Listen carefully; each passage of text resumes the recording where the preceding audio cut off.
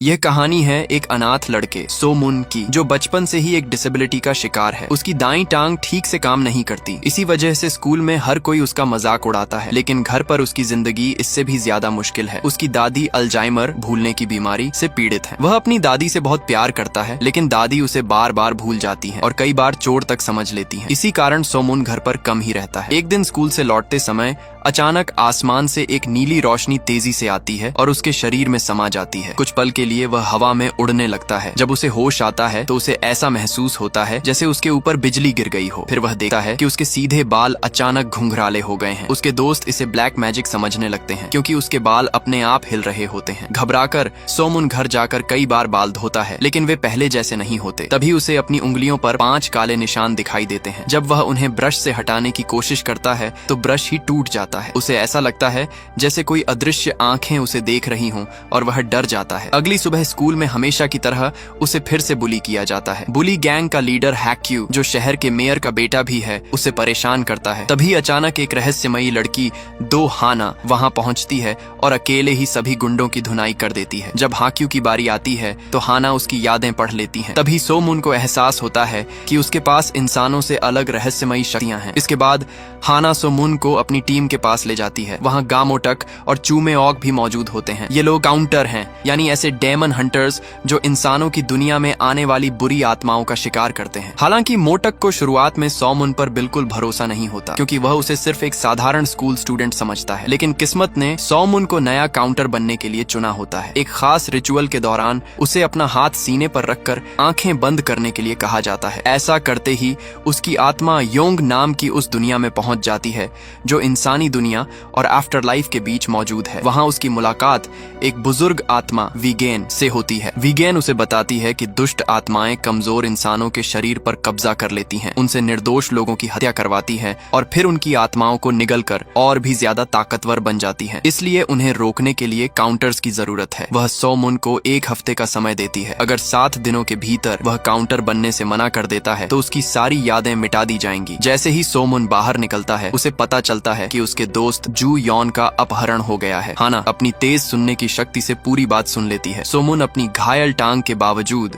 बिना कुछ सोचे अपने दोस्त को बचाने दौड़ पड़ता है। उसे पता होता है कि उसके जीतने की कोई उम्मीद नहीं है, फिर भी वह अपने दोस्त का साथ नहीं छोड़ता। कुछ देर बाद जब उसे होश आता है तो वह फिर से काउंटर्स के अड्डे पर होता है। उसे नहीं पता होता कि हाना और मोटक ने सभी गुंडों को हरा दिया था, जबकि मेओक ने उनकी यादें मिटा दी थी। जब सोमुन उठने की कोशिश करता है तो उसे अपनी दाईं टांग में कुछ अलग महसूस होता है। मेओक अपनी हीलिंग पावर से उसकी सालों पुरानी चोट ठीक कर चुकी होती है। पहली बार वह दोनों पैरों पर सामान्य तरीके से चल पाता है। खुशी से दौड़ते हुए उसे एहसास होता है कि उसकी जिंदगी अब हमेशा के लिए बदल चुकी है। इसी दौरान उसकी नजर हाना पर पड़ती है और वह उसकी खूबसूरती देखकर मुस्कुरा देता है। दूसरी ओर मोटक उसे बताता है कि काउंटर बनने के बाद उसकी ताकत एक सामान्य इंसान से कई गुना ज्यादा हो जाएगी और वह लोगों की यादें भी पढ़ सकेगा। आखिर में उसका पहला टेस्ट लिया जाता है, जिसमें उसे एक ऊंची दीवार पर जितना ऊपर हो सके छलांग लगाकर अपना हाथ पहुंचाना होता है। उसी दीवार पर पुराने काउंटर्स के हाथों के निशान बने हुए होते हैं, जो टॉप तक नहीं पहुंच पाए थे। सोमुन पूरी एनर्जी के साथ जंप करता है, जैसे किसी कंगारू को रॉकेट लग गया हो, और सीधा टॉप तक पहुंचकर अपना हैंडप्रिंट छोड़ देता है। ये देखकर पूरी टीम शॉक हो जाती है। फिर शॉप में उसे बताया जाता है कि उनका मेन प्लान एक पावरफुल लेवल 3 डेमन को पकड़ना है, जिसने पहले उन्हें काफी परेशान किया था। मेओक उसे उस डेमन का स्केच दिखाती है, लेकिन ड्राइंग इतनी खराब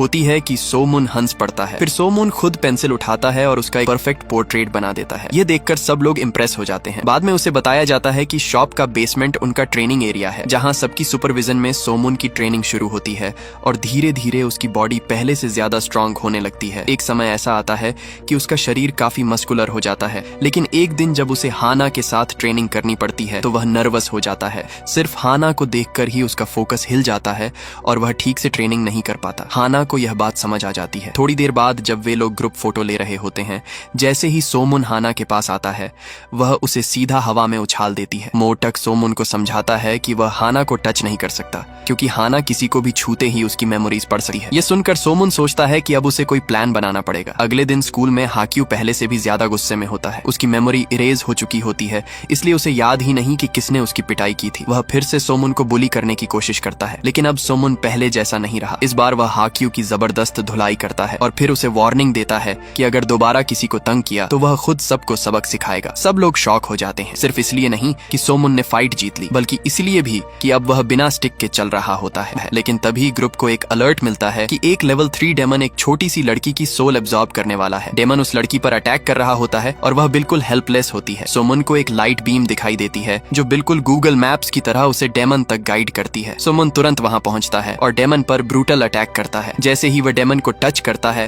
उसकी मेमोरीज उसके दिमाग में आ जाती है। उसे पता चलता है कि डेमन ने एक कपल को मारा था जो असल में उस छोटी लड़की के पेरेंट्स थे। ये देखकर सोमुन गुस्से से भर जाता है और डेमन को मारने का फैसला करता है, लेकिन उसकी टीम उसे रोक लेती है। वे समझाते हैं कि अगर डेमन को डायरेक्टली मार दिया तो जिस इंसान की बॉडी उसने पॉजेस की है उसकी सोल भी खत्म हो जाएगी। इसलिए सोमुन अपने गुस्से को कंट्रोल करता है और डेमन को सेफली कैप्चर कर लेता है। फिर उस डेमन को सबसे बड़ी सजा दी जाती है, एक ऐसी जगह जहाँ फंसी हुई सोल्स हमेशा के लिए दर्द और घुटन में रहती है। वापस आते वक्त गलती से हाना सोमुन को टच कर लेती है और उसी मोमेंट में उसे सोमुन की एक पुरानी याद दिखाई देती है, एक कार एक्सीडेंट जिसमें सोमुन का पास्ट छुपा होता है। लेकिन हाना को डाउट होता है कि यह सिंपल एक्सीडेंट नहीं बल्कि एक मर्डर था, क्योंकि सोमुन के फादर को मेयर के बारे में कुछ डेंजरस सीक्रेट्स पता थे। मोटक सोमुन का आईडी कार्ड लेकर पुलिस स्टेशन जाता है और उसकी फैमिली की रिपोर्ट निकलवाता है। रिपोर्ट में लिखा होता है कि उसके पेरेंट्स ने शराब पीकर गाड़ी चलाई थी, लेकिन यह साफ झूठ होता है। इससे उनका शक और भी मजबूत हो जाता है कि यह एक प्लान्ड मर्डर था। उस रात हाना और सोमुन साथ में टाइम स्पेंड करते हैं। दोनों के बीच एक इमोशनल कनेक्शन डेवलप होने लगता है, सिर्फ अट्रैक्शन नहीं बल्कि कुछ और गहरा। सोमुन को यह फीलिंग बहुत अच्छी लगती है, लेकिन यह खुशी ज्यादा देर तक नहीं टिकती। दूसरी तरफ हाक्यू की सोमुन के लिए नफरत एक्सट्रीम लेवल पर पहुंच चुकी होती है। वह सोमुन को पकड़कर उसके साथ बहुत जुल्म करता है। बिल्कुल एक साइको की तरह वह कहता है कि वह सोमुन और उसके दोस्तों को यहीं दफना देगा और उनके ऊपर एक स्काई स्क्रैपर बनवाएगा ताकि दुनिया उन्हें हमेशा के लिए भूल जाए। सोमुन रोते हुए पूछता है, तुम इतने बुरे क्यों हो? जब लगता है कि अब सोमुन बच नहीं पाएगा,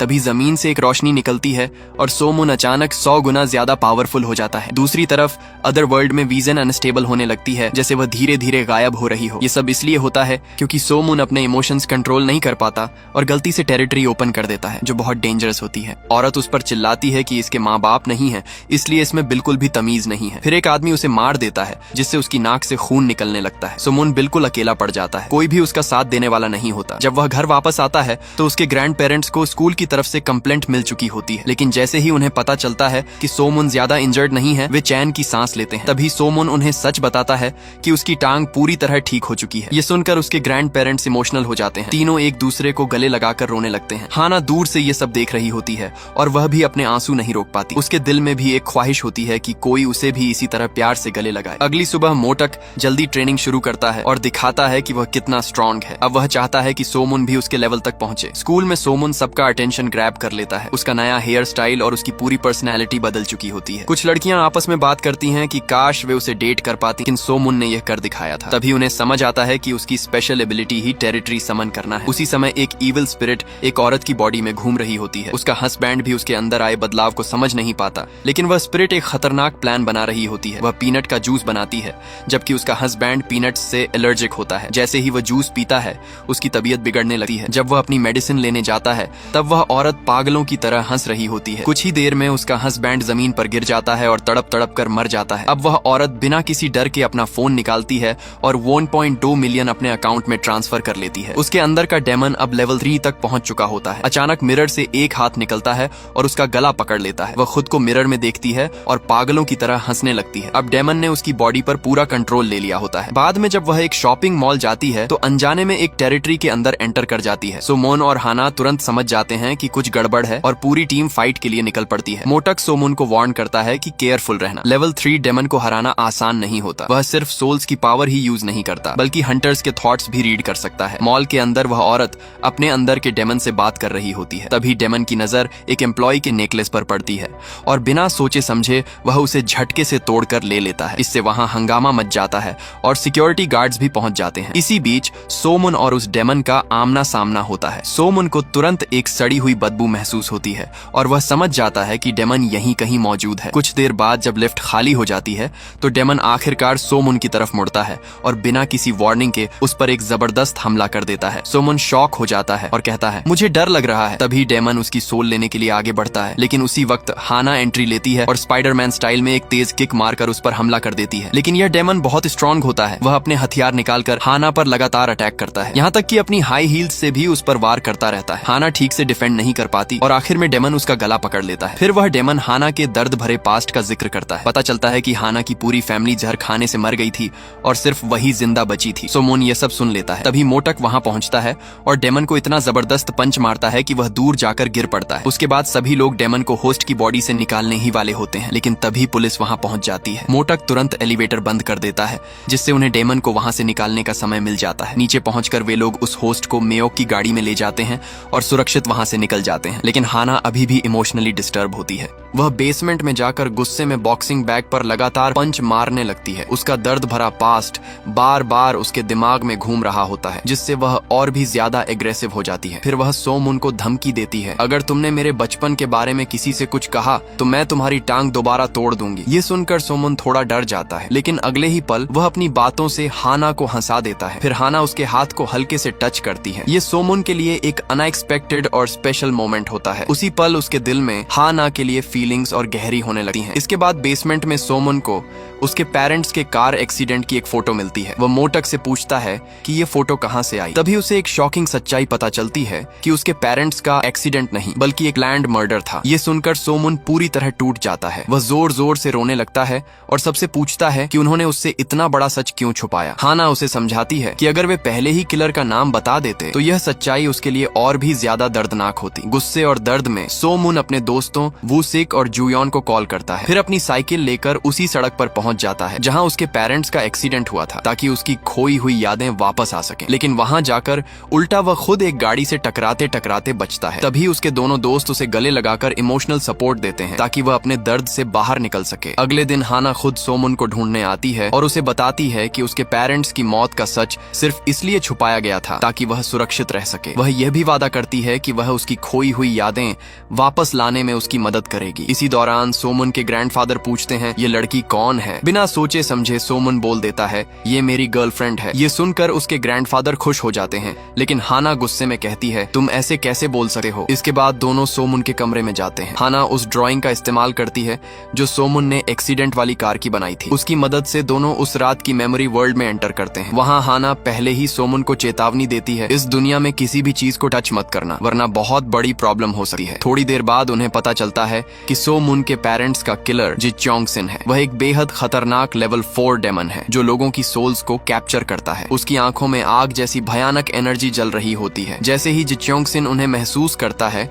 वह हाना को धमकी देता है, मैं तुम्हारी असली बॉडी ढूंढकर उसे भी खत्म कर दूंगा। फिर वह सो मून पर हमला कर देता है, लेकिन तुरंत उसे पहचान लेता है। यही वह बच्चा था जो सालों पहले उस कार एक्सीडेंट में बच गया था। दोनों के बीच जबरदस्त लड़ाई शुरू हो जाती है। लड़ाई के दौरान सब कुछ और भी ज्यादा खतरनाक हो जाता है। जी चोंगसिन मेमोरी वर्ल्ड में भी उतना ही ताकतवर होता है, जिससे सो मून बुरी तरह घायल हो जाता है और पूरी सिचुएशन आउट ऑफ कंट्रोल होने लगती है। तभी हाना उसे तुरंत वापस रियल वर्ल्ड में लौटने के लिए कहती है और किसी तरह दोनों वहां से बाहर निकल आते हैं। रियल वर्ल्ड में लौटने के बाद सो मून गुस्से से भर जाता है और दोबारा लड़ने की जिद करता है, लेकिन हाना उसे रोक देती है और समझाती है कि वह अभी लेवल 4 डेमन से लड़ने के लिए बिल्कुल भी तैयार नहीं है और उसे अपने ग्रैंड पेरेंट्स का भी ख्याल रखना चाहिए। अगर वह मर गया तो उनका ख्याल रखने वाला कोई नहीं होगा। शॉप पर मोटक उसका इंतजार कर रहा होता है। वह सो मून को बताता है कि मेयर शिन म्योंग हुई भी उसके पेरेंट्स के मर्डर में इन्वॉल्व है। यह सुनकर सो मून का गुस्सा और बढ़ जाता है। मोटक उससे वादा करता है कि वह उसके बदले में उसका साथ देगा। अब दोनों ऑफिशियली एक टीम बन जाते हैं। रात को सो मून अपने कमरे में बैठकर किलर का चेहरा याद करने की कोशिश करता है। तभी उसे उस फाइट की कुछ इंपॉर्टेंट डिटेल्स याद आती हैं। उसे एक पार्किंग का नाम याद आता है जहां उसने डेमन को देखा था। वह समझ जाता है कि शायद वही उसका हाइड आउट है। जैसे ही वह ये बात मोटक को बताता है, दोनों तुरंत वहां पहुंच जाते हैं। सो मून कारों के ऊपर से जंप करता हुआ क्लू ढूंढने लगता है, बिल्कुल एक एडवेंचरस स्टाइल में। आखिरकार उसे एक बड़ा सबूत मिलता है, जी चोंगसिन की जली हुई यूनिफॉर्म। थोड़ी और तलाश करने पर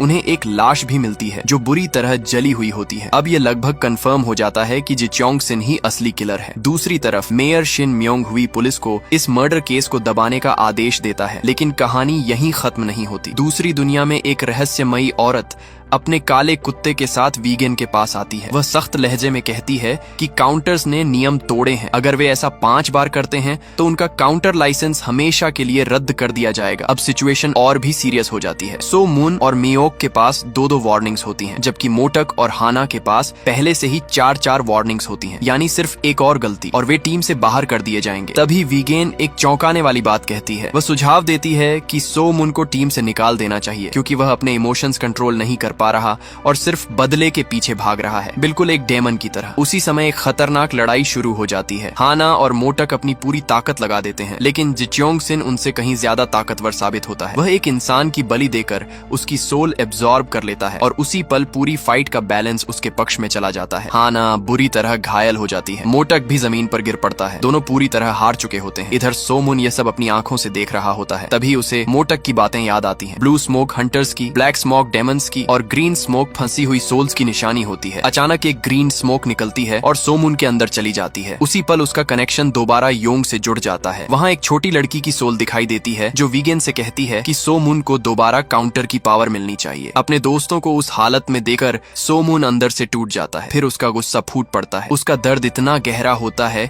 कि वीगन भी उसे महसूस करने लगती है, क्योंकि दोनों का कनेक्शन अब भी जिंदा होता है। इसी बीच डेमंस पूरी फैक्ट्री में पेट्रोल छिड़कर आग लगा देते हैं। देखते ही देखते चारों तरफ आग फैल जाती है। एक तरफ डेमंस की डरावनी हंसी गूंज रही होती है और दूसरी तरफ सो मून दर्द से चीख रहा होता है। जैसे ही आग उसकी टांग तक पहुंचती है, उसी समय योंग में एक रहस्यमयी और बेहद शक्तिशाली एनर्जी प्रकट होती है। बिजली जैसी उस एनर्जी के साथ वीगेन और सो मून का कनेक्शन पूरी तरह एक्टिवेट हो जाता है। अगले ही पल सो मून अपनी रस्सियां तोड़ देता है। एक पावरफुल फ्लिप के साथ उसका पूरा शरीर नई ताकत से भर जाता है। उसकी आंखें चमकने लगती हैं और उसके शरीर से जबरदस्त एनर्जी निकलने लगती है। उसी समय पूरी फैक्ट्री में एक जोरदार धमाका हो जाता है। बाहर मेयर शिन म्योंग हुई खड़ा होकर खुशी मना रहा होता है। उसे लगता है कि उसके सारे दुश्मन मर चुके हैं, लेकिन उसे बिल्कुल भी अंदाजा नहीं होता कि असली तूफान तो अब उसके लिए शुरू होने वाला है। जी च्योंगसिन फैक्ट्री से बाहर निकलता है और मेयर को एक ठंडी खतरनाक नजर से देखता है। उधर फैक्ट्री के अंदर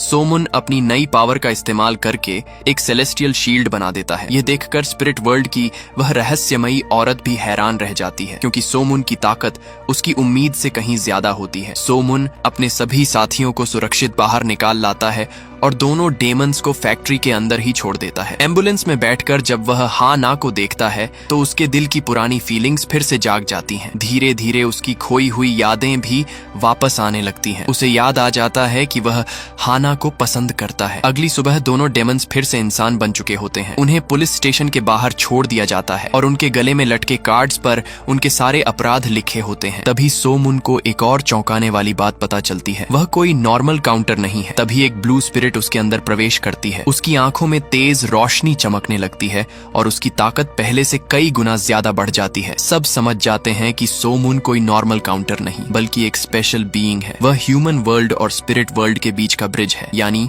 एक अल्टीमेट डेमन हंटर। इसी वजह से वह कभी हार नहीं मानता और अपने ग्रैंड पेरेंट्स का हमेशा ख्याल रखता है, चाहे जिंदगी कितनी भी मुश्किल क्यों न हो। अब पूरी टीम मेयर शिन म्योंग हिवी के खिलाफ फाइनल बैटल लड़ने का फैसला करती है। हमारे चारों हीरोज मिलकर मेयर के अंदर मौजूद डेमन का सामना करते हैं। सो मून अपनी टेरिटरी समन करता है जो पूरी बैटलफील्ड को कवर कर लेती है ताकि डेमन को स्पिरिट वर्ल्ड भेजा जा सके। लेकिन प्रॉब्लम ये होती है कि मेयर के अंदर मौजूद लेवल 4 डेमन इतना पावरफुल होता है कि चारों काउंटर्स मिलकर भी उसका सामना नहीं कर पाते। मेयर गुस्से में सो मून पर बेरहमी से हमला करता है और उसकी टांग फिर से तोड़ देता है। मोटक और हाना काउंटर अटैक करने की कोशिश करते हैं, लेकिन ताकत का फर्क इतना ज्यादा होता है कि दोनों फिर से हार जाते हैं। उसी पल सो मून को मोटक की बात याद आती है। खुद खड़े हो और दुनिया को दिखाओ कि तुम कौन हो। अपने पेरेंट्स और ग्रैंड पेरेंट्स के बारे में सोचकर सो मून दर्द के बावजूद दोबारा उठ खड़ा होता है। वह लंगड़ाते हुए आगे बढ़ता है और अचानक उसके अंदर से एक बेहद ताकतवर एनर्जी निकलती है, इतनी ज्यादा कि आसपास की सारी चट्टानें हवा में उठने लगती हैं। मेयर उस पावर का सामना करने की कोशिश करता है, लेकिन नाकाम रहता है। उड़ती हुई चट्टानें और सो मून की एनर्जी उसे जोरदार टक्कर मारती है। सो मून फाइनल ब्लो देने के लिए उसके पास पहुंचता है, लेकिन तभी मेयर एक शॉकिंग चाल चलता है। उसने सोमुन के ग्रैंड पेरेंट्स को किडनैप कर लिया होता है। उन्हें एक कार में बंद कर दिया जाता है और उनकी तरफ एक तेज रफ्तार ट्रक बढ़ रहा होता है। हाना और मोटक तुरंत एक्शन में आ जाते हैं। एक कार को धक्का देकर हटाता है जबकि दूसरा ट्रक को रोक देता है। किसी तरह दोनों मिलकर सोमुन के ग्रैंड पेरेंट्स की जान बचा लेते हैं। इधर सोमुन आखिरकार डेमन को मेयर की बॉडी से बाहर निकाल देता है। दोस्तों, इसी के साथ हमने इस ड्रामा का 4 एपिसोड खत्म कर लिया है।